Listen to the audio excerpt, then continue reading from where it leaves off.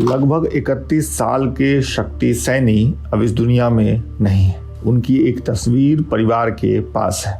गत 31 जुलाई को हरियाणा के नूह में जो सांप्रदायिक हिंसा भड़की, उसने परिवार के इकलौते कमाऊ पूत शक्ति सैनी को ले लिया। नूह से करीब 17 किलोमीटर दूर एक मुस्लिम बहुल गांव है भादस। इसी गांव में शक्ति अपने परिवार के बाकी सदस्यों के साथ रहते थे। परिवार के मुताबिक गांव के बाहर ही दंगाइयों ने उन्हें अपना शिकार बना लिया। उनके घर जाने का ये एक पैरिया रास्ता है खेतों के बीच से, तो पहुंचते हैं उनके घर पे।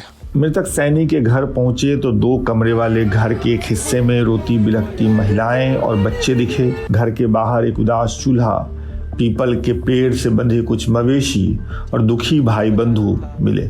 शाम को ये घर से ही अपने भाई से मिलने के लिए मंदिर पे गया था जी। अच्छा। तो इसका छोटा भाई मंदिर पे पढ़ाता है। यहाँ से वह रोटी टूक खा करके अपने निकला था, लेकिन उसको ये दंगाइयों ने जो 3 से 4 से आदमी जो मंदिर पे चढ़े पड़े थे, वहाँ पर वह दंगाइयों में फंस गया। अच्छा। भादस से डेड बॉडी उठी है। जब हम गए थे वहाँ पर हमारे भाई की डेड बॉडी मिली थी। क्या आपने पोस्टमार्टम रिपोर्ट देखी है क्या? पोस्टमार्टम रिपोर्ट अभी आई नहीं है जी। मतलब आपने डेड बॉडी देखी थी? डेड बॉडी देखी थी। उसके यहाँ पर धारदार हथियार से वार किया था।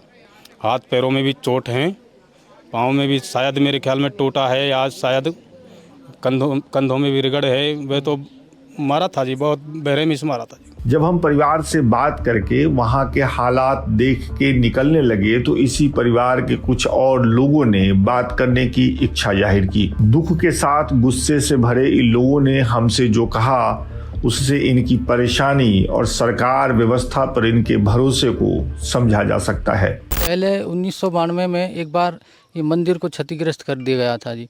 उस समय भजनलाल की सरकार थी।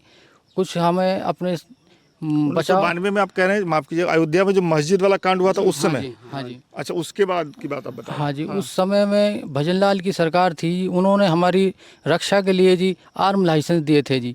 तो अब वो हमारे बुजुर्ग जो ओवर एज हो चुके हैं, उनकी जो आर्म हैं वो जमा हो चुकी हैं और वो बहाल करी जाएं, और हमें नए आर्म जो लाइसेंस है वो रिन्यू मतलब अप्लाई हों, ताकि हम अपनी स्वयं रक्षा के लिए ऐसा तो कुछ बचाव हो सके जी अपना। नहीं तो हम यहाँ से प्लान कर रहे हैं। लेकिन आप एक बात बताइए, आप फर्नीचर का काम करते हैं, आप क्या काम करते हैं?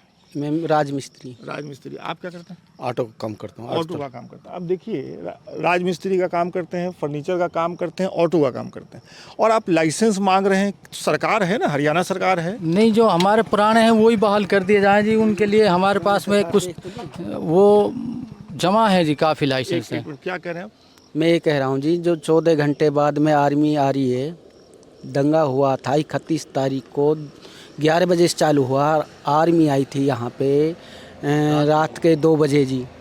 तो अब आप ये देखो, 14 घंटे के बाद में आर्मी आ रही है, तो इतने में क्या रखा है आप समझिए। तो आप लोग ये कह रहे हैं कि आप लोग अपनी सुरक्षा के लिए हथियार का लाइसेंस मांग? हाँ, अपनी सुरक्षा के लिए हथियार की जो है कि नए लाइसेंस बनाए जाएं, और जो हमारे बुजुर्ग थे जो गुजर गए हैं, उनके लिए जो है कि उनके जो लाइसेंस हैं वे बेकार पड़े हैं, उनको नए करा जाए। लेकिन ये जिम्मेदारी तो सरकार की होती है ना कि हाँ जी, सरकार की जिम्मेवारी है। सरकार की जिम्मेवारी है, लेकिन फिर भी सरकार अपनी जिम्मेवारी ना समझे।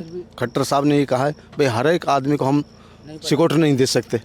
तो एक बात बताओ, सरकार जो चुनते हैं, हम बनाते हैं, वो हमारे जान माल की सेवा के लिए तो बनावें।